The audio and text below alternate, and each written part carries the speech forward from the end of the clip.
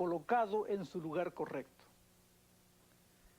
El mensaje de Dios en los últimos días es dirigir la mente de los hombres hacia el ministerio de Jesús en el santuario celestial.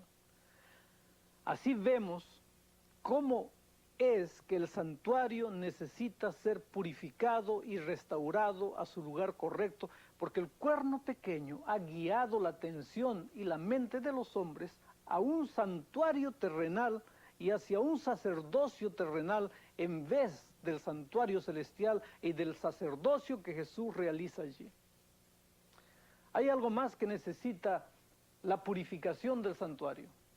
Además de la corrupción causada por el cuerno pequeño, notemos Levítico 16:16 lo que dice. Y limpiará el santuario de las inmundicias de los hijos de Israel y de sus rebeliones y de todos sus pecados. De la misma manera harán también al tabernáculo del testimonio, el cual reside entre ellos en medio de sus inmundicias. Ustedes recordarán que en programas anteriores vimos cómo en los servicios del santuario en el Antiguo Testamento, cuando una persona pecaba o cometía un error, traía un cordero. El pecado del individuo era confesado sobre la cabeza del cordero. Entonces, el cordero era sacrificado y parte de su sangre era rociada en el santuario. Esto se hacía para ilustrar a cada israelita que el pecado era transferido del individuo al cordero y del cordero al santuario mediante el trabajo que el sacerdote realizaba allí, quien intercedía por el individuo.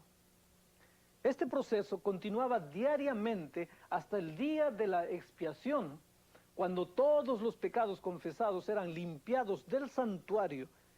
Esto era una ilustración de cómo Dios mismo va a tratar con el pecado. En el tiempo del Nuevo Testamento, nosotros confesamos nuestros pecados directamente a Jesús. Él es el Cordero de Dios que murió una vez por todos. Ahora Jesús toma entonces este pecado confesado y registra en el santuario celestial que ese pecado está perdonado, porque yo lo confesé. Estos pecados perdonados que se han acumulado deben ser atendidos en el santuario celestial, al igual que se hacía en el santuario terrenal en la época de Israel. Es como resultado del juicio que se abren los libros de registro y el pueblo de Dios es visto como perdonado por Cristo.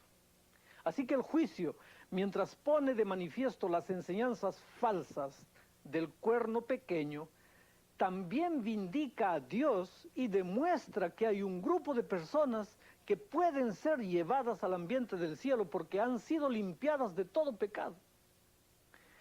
Es el juicio el que revela todo esto ante el universo.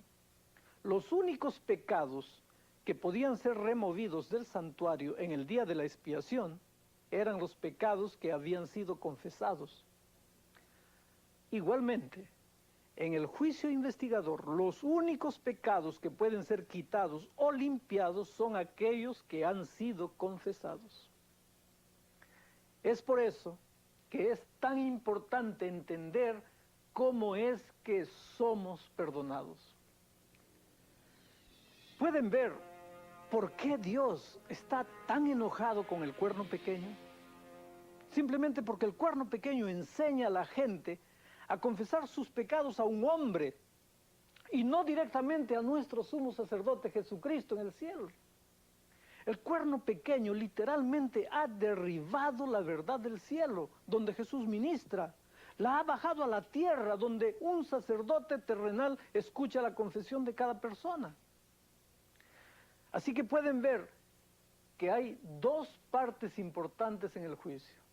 Primero, decidir en favor del pueblo de Dios. Y segundo, decidir en contra del cuerno pequeño.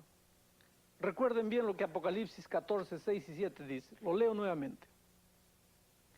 Y vi a otro ángel volar por en medio del cielo que tenía el evangelio eterno para predicarlo a los que moran en la tierra, a toda nación, tribu, lengua y pueblo, diciendo en alta voz, temed a Dios y dadle honra, porque la hora de su juicio es venida.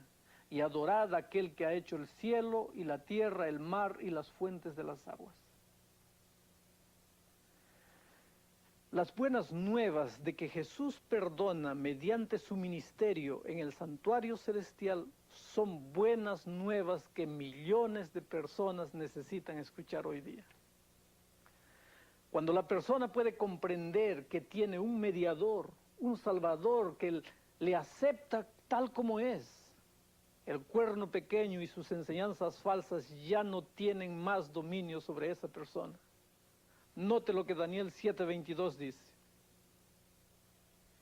Hasta tanto que vino el anciano de gran edad y se dio el juicio a los santos del Altísimo, y vino el tiempo y los santos poseyeron el reino.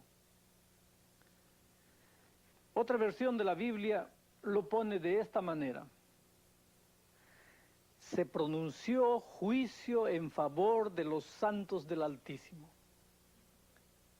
Así que el juicio investigador decide en contra del cuerno pequeño, pero gracias a Dios también decide positivamente en favor del pueblo de Dios. ¿Recuerdan la ilustración que usé al comienzo del programa de hoy? De alguien que está en la cárcel esperando el juicio. Ese hombre sabe que es inocente. Sabe que cuando se presentan los hechos se verá que él ha sido acusado falsamente. Entonces está ansiosamente esperando el día en que su caso sea presentado ante la corte. Anhela que sea lo más pronto posible. Bueno, es por esto que el pueblo de Dios está ansiosamente esperando el momento del juicio. No es algo a lo que hay que temer. Ellos saben que su caso demostrará que están en la situación correcta. Jesús les ha dado la seguridad absoluta. Jesús dice lo siguiente, miren, si confesamos nuestros pecados, Él es fiel y justo para que nos perdone nuestros pecados y nos limpie de toda maldad.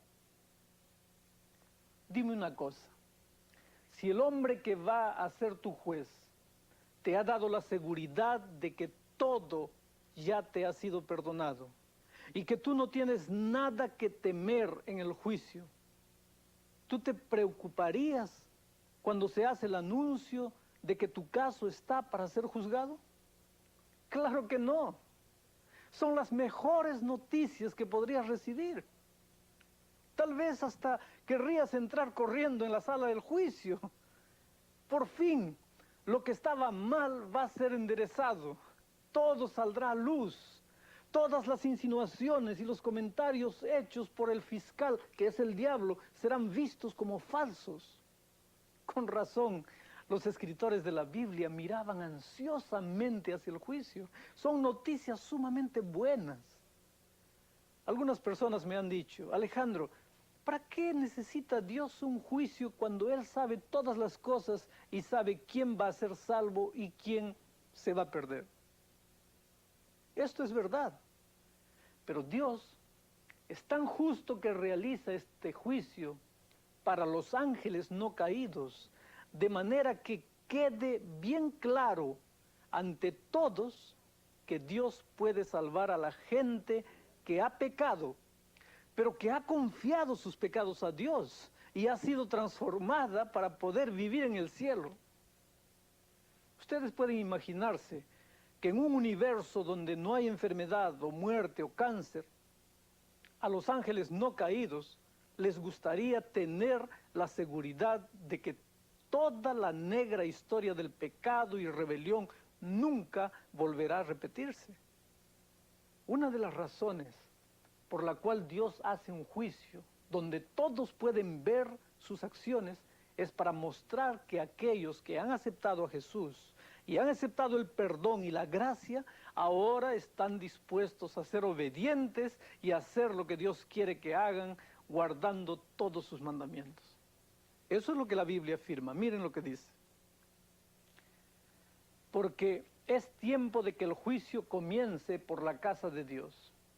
Y si primero comienza por nosotros, ¿qué será el fin de aquellos que no obedecen al Evangelio de Dios?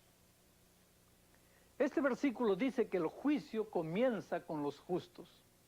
Es una vindicación del derecho que Dios tiene de salvar a aquellos que completamente se han entregado al señorío de Jesucristo.